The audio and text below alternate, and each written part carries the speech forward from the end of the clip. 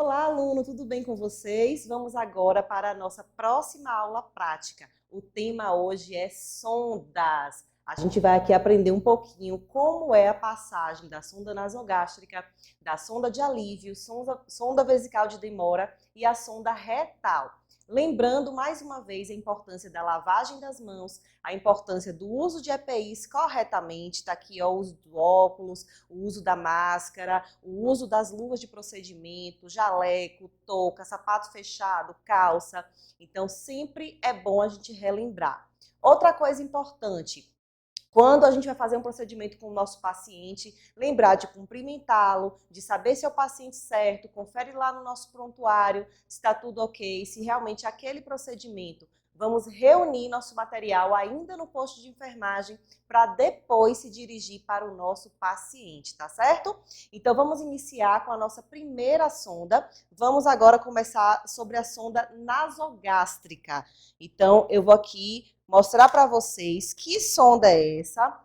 Lembrando que também está disponível lá no material de vocês teórico, lá nos slides, a nossa aula teórica também já foi feita com todo o material que deve ser reunido na bandeja.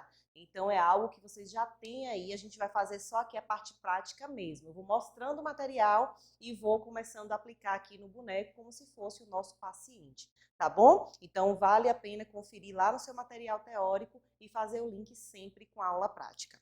Essa aqui é a sonda nasogástrica. Lembra que a gente conversou um pouquinho lá na teoria, que é utilizada para quê? Para alimentação, para aqueles pacientes que necessitam, né, porque não podem se alimentar pela via oral por algum motivo, por conta de deglutição, por conta que já estão em um estágio muito debilitado, e aí existe a necessidade da alimentação, porque afinal é a nossa fonte de energia, a gente precisa se alimentar, e aí, por vezes, é passado a sonda nasogástrica ou a sonda nasointeral.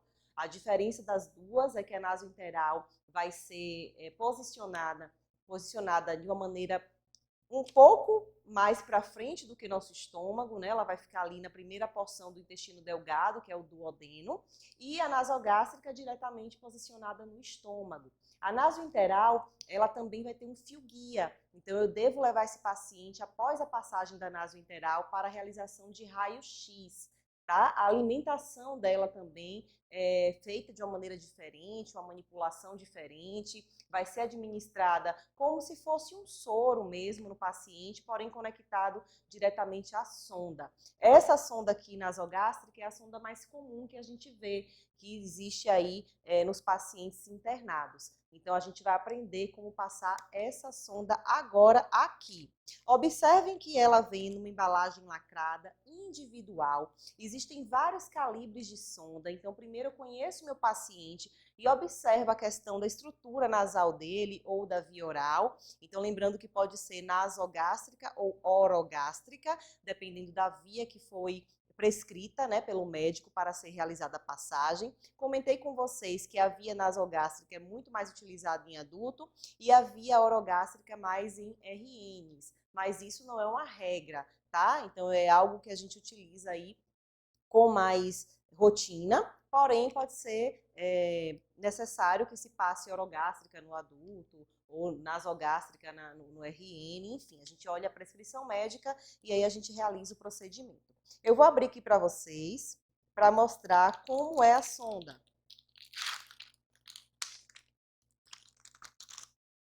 Percebam que ela é de um material transparente, ela vem com essa ponta aqui, ó, que vai ficar para fora, a gente não vai introduzir essa ponta, porque é aqui que eu vou administrar a medicação, aqui que eu vou administrar a alimentação, ou será aqui também que vai fazer a desobstrução gástrica. Então, às vezes, o paciente também está com muitos gases na porção gástrica, ou está aí com algum tipo de secreção acumulado e deve ser drenado. Então, aí a gente tem a sonda fechada e a sonda aberta. Lembram? A sonda fechada é quando eu utilizo a via para administrar alguma coisa e depois eu fecho ela, ó, certo? Aqui. Ou aberta é quando, de fato, eu deixo ela abertinha só para drenar algum tipo de secreção que tenha nesse meu paciente. Então, ó, ela é uma sonda longa, Observem. Na pontinha dela, a gente vai ver alguns buraquinhos, onde vai estar sendo introduzida a alimentação dentro do paciente já. Então, eu administro por aqui, mas ela vai passar aqui como se fosse uma mangueirinha, um canudo conector, e vai sair pela essa via aqui, ó, pelas essas aberturas que existem na ponta da sonda. Eu vou administrar essa sonda, vou passar essa sonda toda? Não, essa sonda vai ser passada apenas até onde a gente marcar. Então, por isso o ideal é sempre você conhecer o seu paciente e fazer a marcação da sonda antes, porque cada estrutura corporal é uma. Então, eu venho aqui com a pontinha da sonda, sem encostar no meu paciente, ó. A gente vem aqui na ponta da orelha, no lóbulo da orelha, a ponta do nariz ao apêndice xifoide. Onde é, Pro, esse apêndice xifoide? É essa partezinha aqui, ó. Vou puxar aqui meu amigo esqueleto e mostrar para vocês. Vocês já viram em anatomia? Ó, essa pontinha aqui. Porque aqui, ó, é onde vai ficar mais ou menos o seu estômago, certo? Mais um pouquinho para cá. Aqui, ó, a pontinha apêndice xifoide. Aqui é onde mais ou menos fica teu estômago. Então, a gente vai simular no paciente essa estrutura. Então, o lóbulo da orelha, ponta do nariz ao apêndice xifoide. Então, eu vou introduzir a sonda até essa partezinha aqui.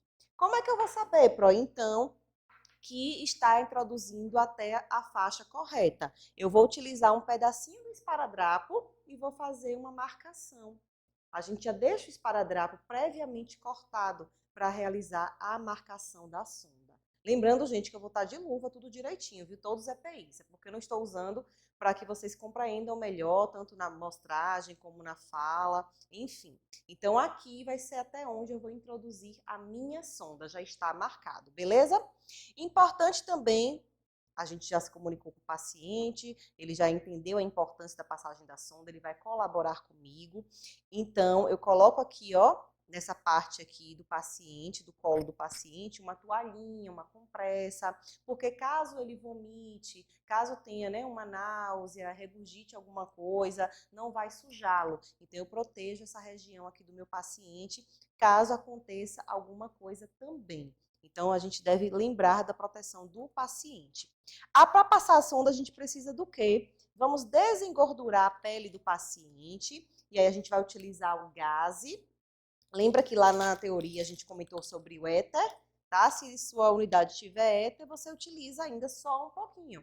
Mas se não, a gente pode estar utilizando, ó, o álcool a 70%, e a gente vai desengordurar aqui, ó, a região do nariz, certo? Bem pouquinho, gente, afinal é algo químico e que pode aí arder os olhos do paciente, né? A gente desengordura para quê? Para que quando eu coloque o esparadrapo, a sonda fique fixa, ela não saia do lugar, porque o suor acaba atrapalhando também essa questão do esparadrapo aí. Desengordurei, a sonda vai ser lubrificada, a pontinha dela. Tudo que a gente for utilizar, gente, intra-hospitalar e que tiver uso de pomadas, de gel, nessas embalagens, nós vamos sempre desprezar a primeira porção, porque fica em contato direto com a tampa, porque pode ter encostado em algum outro local e a gente não sabe, né? Visto que todo mundo vai utilizar da mesma pomada, do mesmo gel. Então, eu sempre vou desprezar no lixo a primeira porção de pomada. Então, eu jogo fora mesmo e daqui em diante é que eu posso utilizar. Posso passar numa gaze para lubrificar a pontinha da sonda, ou posso colocar diretamente na luva, sempre sem encostar. A gente vai ter que sempre ter esse cuidado de não encostar a ponta da pomada ou do gel nessas estruturas, nem na gaze e nem na luva. Pronto. Na minha bandeja vai ter todo o material reunido para fazer o teste. Então, um copo com água, o estetoscópio, a seringa de 20 ml. Já fiz a demarcação da minha sonda. Eu vou lubrificar a ponta da sonda. Para eu preciso trocar a luva e colocar uma luva estéreo? De jeito nenhum. Não é um procedimento estéreo. Esse é um procedimento que deve ser limpo. A sonda ela vem estéreo, mas não tem essa obrigatoriedade de luva estéreo. Como a sonda é longa, a gente vai fazer assim, ó, dar algumas voltas nela na sua mão com luva, porque facilita na hora da introdução e só vou soltando aos poucos. Lubrifico aqui a pontinha da minha sonda, só para me ajudar nessa primeira passagem, tá? Lubrifiquei a ponta da sonda. O que é que eu vou fazer? Eu vou pedir para o paciente, vou elevar um pouco a cabeceira do meu paciente, e aí a gente tem a posição de semi-Fowler, quando é 45 graus, e a posição de Fowler, quando ele vai ficar em 90 graus, tá certo? Aqui, como é um boneco, é mais difícil a gente compreender. Mas só que vocês entendam que o paciente ele fica levemente levantado, até porque você consegue passar melhor. A não ser que você não consiga, aí vai ter que passar desse jeito mesmo. A gente vai perceber a narina do paciente, no caso vai ser a nasogástrica, a gente vai passar, então nasal ou oral, orogástrica. Se tem sujidade. Se tiver sujidade, eu vou utilizar, fazer a limpeza, né, com a gazezinha, certo? Para retirar o excesso de sujidade daquele local, para passar a sonda com um local livre de sujidade. E vou, ó, introduzir a sonda até aquela marcação. No momento que eu for introduzindo a sonda, ó, gente, a gente vai pedindo ao paciente que ele faça o movimento de deglutição. Então, que ele vai, ó, engolindo, tá certo? E aí a gente vai, ó, pede para ele fazer assim com a cabeça, flexibilizar a cabeça para frente.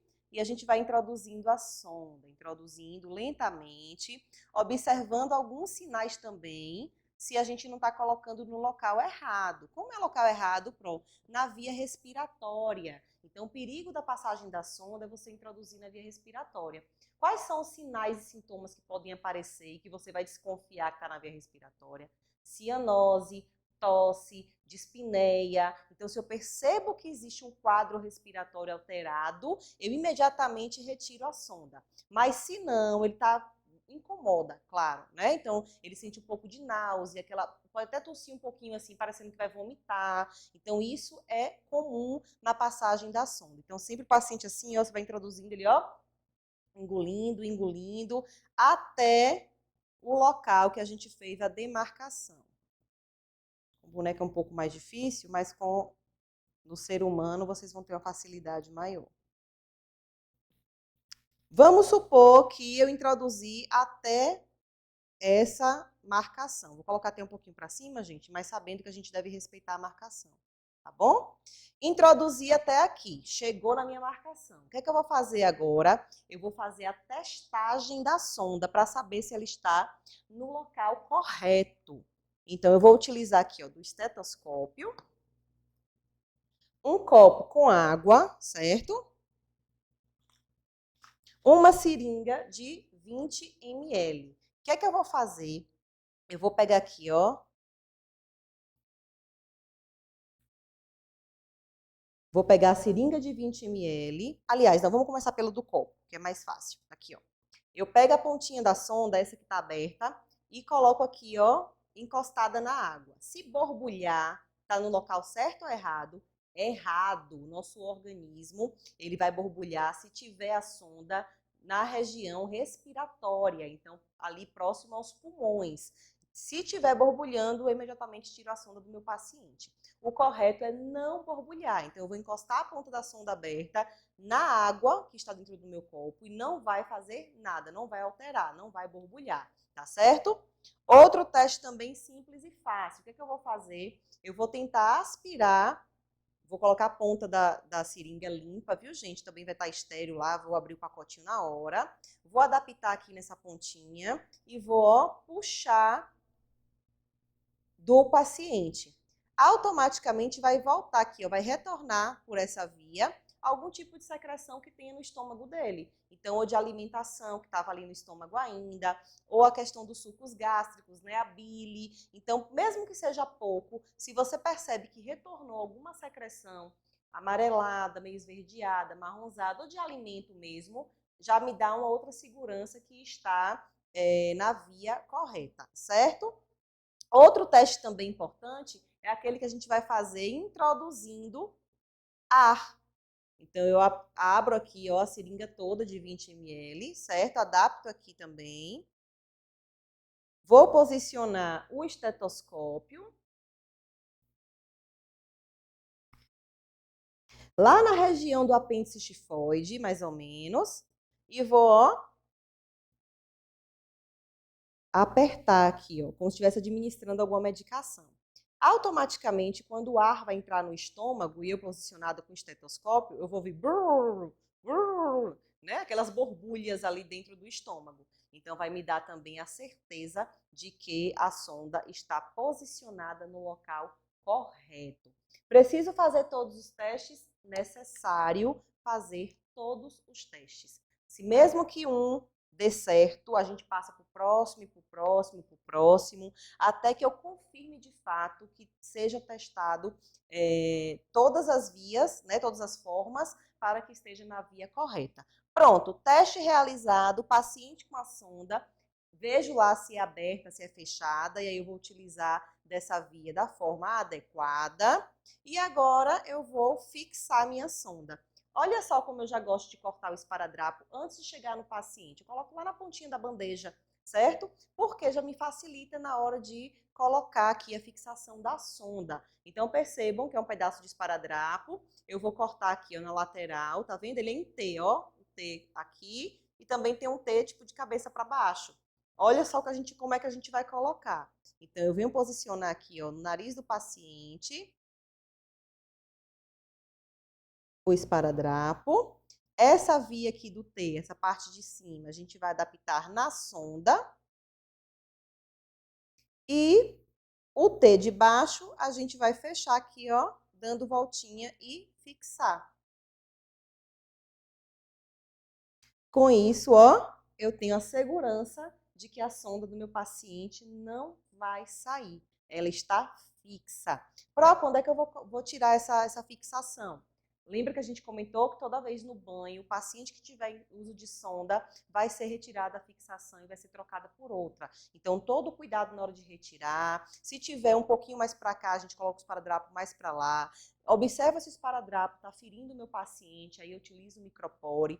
Então, a gente tem que observar a segurança, o cuidado com a pele do paciente também, tá bom, gente? E aí, essa viazinha aqui vai ser utilizada todas as vezes que a gente for administrar a alimentação do paciente. Sobre a alimentação, a gente comentou na teoria, então dá uma olhadinha lá que vale a pena vocês conferirem. Como eu falei, tem algumas instituições que solicitam uma nova fixação. Então, além de fixar aqui, você tem que fixar ainda aqui do ladinho, aqui assim, ó, para não ficar solto, tá vendo? Ou eu posso deixar aqui e solicito que o paciente tenha todo o cuidado para não estar puxando, para não estar manipulando essa sonda e ela sair do local, porque o perigo é para a via respiratória. E aí fazer, né, uma obstrução aí dessa via respiratória, o paciente começar a passar mal por questão da falta do ar, do oxigênio e evoluir para óbito. Então, é algo que deve ser feito com muita segurança.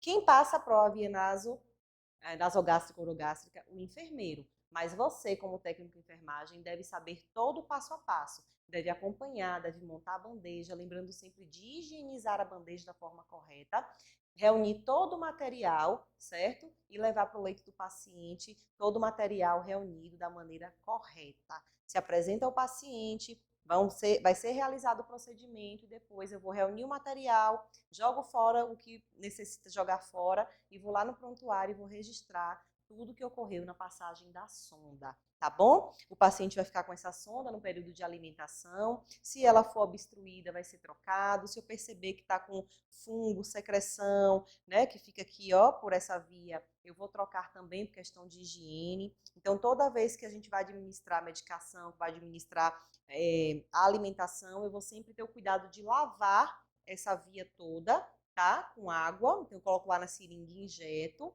para que não fique restos de alimento ou de medicação e venha a apodrecer, causar prejuízo para o paciente, tá bom? Então, fica aí a sonda nasogástrica. Vamos agora para a sondagem vesical. Para fazer a sondagem vesical, eu comentei com vocês que a posição do homem é essa posição aqui, que a gente chama de decúbito dorsal, tá? Quando o dorso, que é as costas, está posicionado na cama, está posicionado ali no leito do paciente.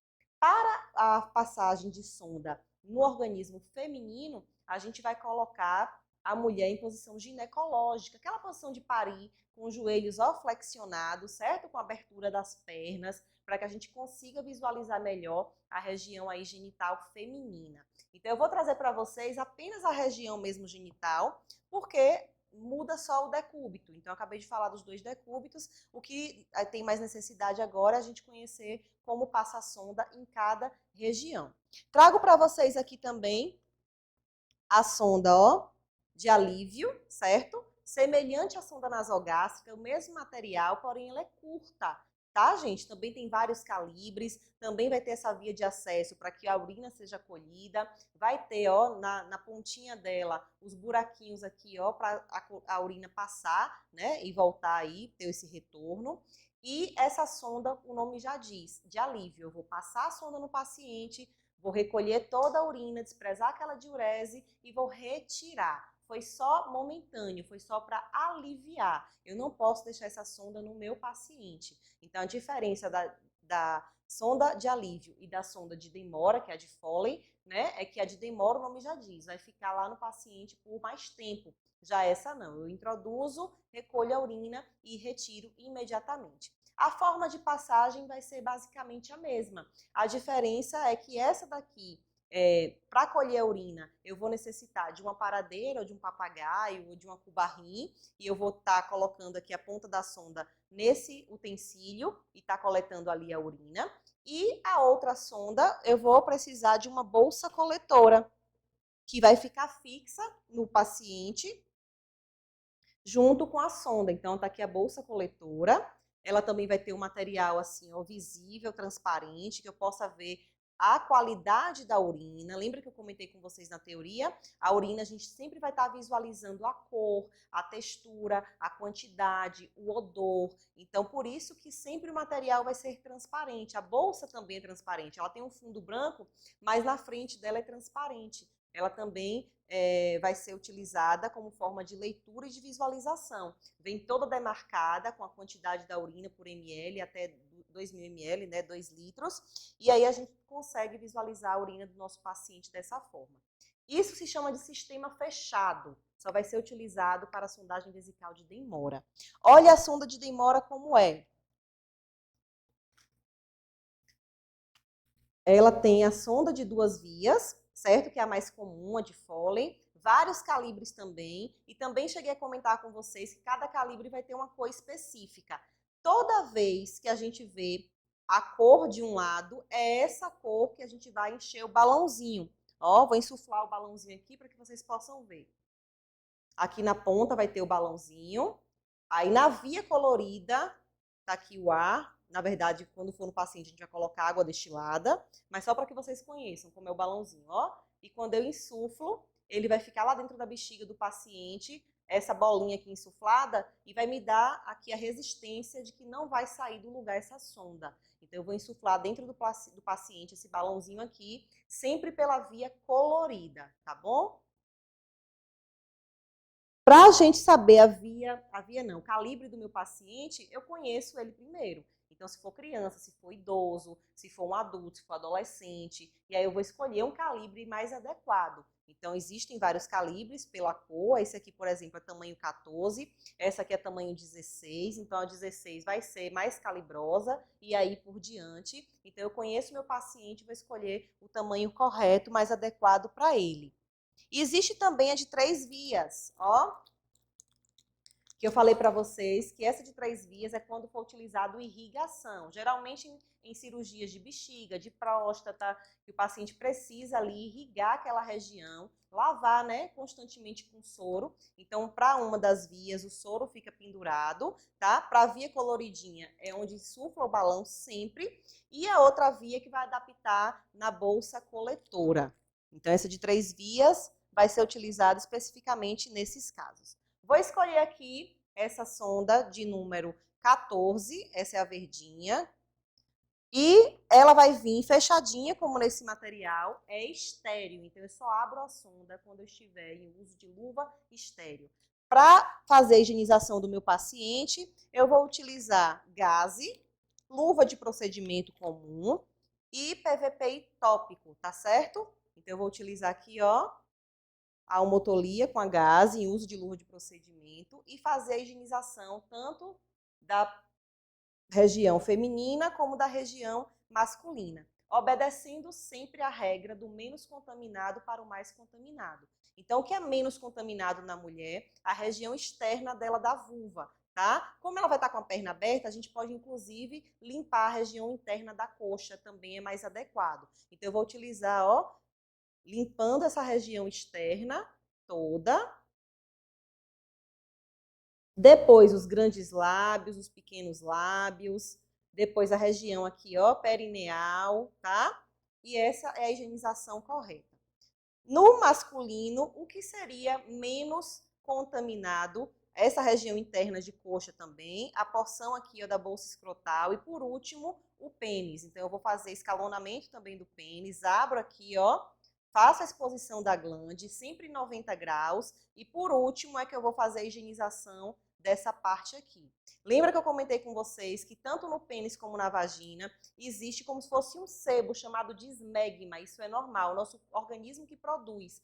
Porém, é uma sujidade. Então, eu preciso retirar também dessa região em movimento circular esse excesso desse sebo, para depois não contaminar e causar prejuízo para a minha sonda, tá bom? Uma vez higienizado o paciente, agora eu troco minha luva. Eu coloco a luva estéril. Então, de novo, eu falei para vocês que a luva, cada mão vai ter um tamanho de luva, 6, 6,5, 7, 7,5, 8, 8,5. Então, o tamanho da sua mão vai ser compatível ao tamanho da luva, para que você não perca o seu tato. A sonda vai ser aberta, a pessoa que está ali auxiliando, então o técnico de enfermagem vai auxiliar o enfermeiro na abertura da sonda. Eu vou tocar na sonda com a luva estéril e já faço a adaptação, ó, dessa parte da bolsa coletora com a região da adaptação da bolsa mesmo. Deixando livre só a parte da corpo que eu vou insuflar o meu balão. Faço também aquela manobra da mão, ó, para facilitar a introdução da sonda. Utilizo a lidocaína gel, que alguém vai colocar para mim, porque eu não posso estar pegando estrutura que não seja estéril. Então, coloco aqui ó, na luva um pouquinho da lidocaína gel. Tem profissionais que gostam de colocar, e literaturas também que me trazem, que no homem a gente vai encher uma seringa de 5 ml e vai introduzir diretamente no pênis, aqui nessa região, a seringa cheia de lidocaína. Mas pode ser utilizado também só a lubrificação da sonda dessa forma. Então, eu vou lubrificar ó, a ponta da sonda na minha luva estéril para fazer a introdução. No homem, 90 graus, e faço a introdução, não tem dificuldade, como eu falei para vocês, é muito mais fácil passar no homem do que na mulher. Como a gente não faz medição, qual é o parâmetro de introdução da sonda quando retorna urina? Como é que eu vou saber, Pró, se retornou a urina? Eu não já adaptei aqui a bolsa? No momento que retornar a urina, eu vou visualizar. Então, chegou na bexiga, eu posso parar de introduzir, tá bom? Então, esse que é o meu parâmetro. Parei de introduzir, vou insuflar o balão e ela fica ali fixa na bexiga. A mulher é mais difícil a visualização, então por isso que existem mais erros de passagem de sonda no corpo feminino. Por quê? Eu costumo dizer que a gente tem 3 buraquinhos. Então a gente tem o clítoris aqui em cima, certo? Que dependendo assim do corpo da mulher, ele é mais atrofiado, mais desenvolvido. Então acaba sendo aí uma aberturazinha que você pode se confundir. Embaixo a gente vai ter a uretra, que é esse buraquinho aqui do meio. E por último, a via vaginal. Tá certo? Então, ó, clítoris, uretra, vagina. Onde é que eu vou introduzir para coletar urina? Na uretra, certo? Porque vai me dar diretamente para a minha bexiga. Então, o homem, ele tem o mesmo canal para a porção sexual e urinária, mas a mulher não, ela vai ter, ó, locais diferentes para isso. Então, eu preciso, para coletar urina, introduzir minha sonda na uretra, que é esse buraquinho aqui do meio. Clítoris, uretra, vagina. Tá? Então, eu visualizo direitinho, confirmo se realmente é essa uretra. Eu vou abrir aqui, assim, com esses 2 dedos, ó, e fazer a introdução também da sonda com a pontinha já lubrificada. Introduzo até quando, até quando eu perceber que retornou a urina. Retornou urina, eu pego lá, ó, a seringa de 20 ml com água destilada, não é com ar, é com água destilada. Coloco aqui nessa região coloridinha e ó, faço esse movimento para insuflar o balãozinho dentro da bexiga do paciente. Depois eu faço assim, ó, do lado de fora, tento puxar, só para ver se realmente está ali com a resistência. Tá resistente, pronto. Eu sei que a sonda está no local correto e ela não vai sair do lugar. Uma vez a sonda dentro do paciente, eu disse a vocês também que a gente pode fazer a fixação dela. Tem alguns tipos de instituições que me dizem que eu devo fixar a sonda na perna do paciente. Porém, é algo um pouco desconfortável, porque fica esparadrapo ali na perna, né? Pode gerar outras alterações de pele. Então, se o paciente for lúcido, orientado, ele não fica puxando, manipulando aquela sonda, eu posso deixar a sonda solta, visto que o balãozinho já está ali na parte interna e já está fixo, tá? E aí não tem problema. Se não, eu realmente vou precisar aí colocar essa sonda adaptada na perna do paciente com a utilização de esparadrapo. A sonda não, na verdade a gente vai colocar até o esparadrapo nessa via aqui, que é localizada aqui na bolsa, e a bolsa sempre para baixo do paciente, porque eu consigo visualizar a quantidade de urina que está e a qualidade dessa urina. Então, as duas passagens de sonda, gente, é a mesma forma que a gente vai passar. O que vai diferenciar é o material e o tempo que aquela sonda vai ficar no paciente. A sonda de demora até 30 dias e a sonda de alívio é só para passar, colhe a urina, né? Retira ali o excesso de urina da bexiga que o paciente não está conseguindo eliminar e aí eu retiro a sonda de alívio, porque foi só para aliviar. Sondagem retal. Como é que a gente faz a sondagem retal? O nome já diz, né? No reto.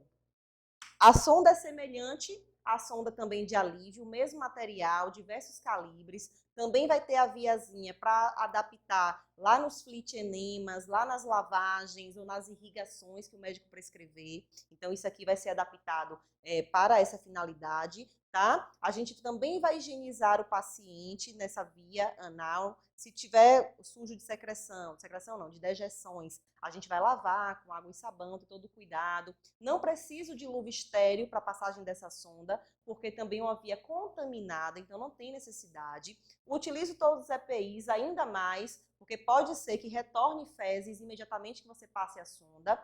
Vou deixar o paciente sempre em uso de fralda, ou me comunicando com ele, para que quando ele sinta a vontade de defecar, ele vá correndo logo para o banheiro, porque de fato é algo imprevisível. Então a fralda é até um utensílio, né? Algo utilizado assim que dá mais segurança ao profissional e ao paciente também. Então eu vou higienizar o local, o paciente vai ficar em posição de simes, que é lateralizado, e o joelho de cima levemente fletido. A gente já conversou sobre essa posição, tá lá nos slides de vocês também. E vou fazer a introdução da sonda de mais ou menos 10 centímetros, que é o canal do reto. E aí eu introduzo mais ou menos de 7 a 10 centímetros, com a sonda também lubrificada à ponta, e faço a administração do medicamento por essa outra via. Tá? Então, administrei. Se foi só uma medicação rápida, administro e retiro. Se for com irrigação, eu vou adaptar no equipo e no soro com a medicação que o médico vai prescrever. E ele vai ficar lá irrigando até que seja solucionado o problema do paciente, tá bom? Então, eu acredito que ficou claro para vocês a passagem das sondas. Sempre que a gente finaliza, a gente reúne nosso material, depois vai até o prontuário do paciente e registra tudo o que foi feito, da forma que foi feita, se teve algum tipo de intercorrência. Deixamos o paciente bem confortável, vamos vesti-lo novamente, deixa ele coberto, porque são procedimentos constrangedores. Vamos utilizar sempre o biombo quando necessário. Pede para as pessoas saírem da enfermaria, fecha a porta. Então, todo um cuidado com o próximo. A responsabilidade do outro está em nossas mãos. Até a próxima aula, pessoal!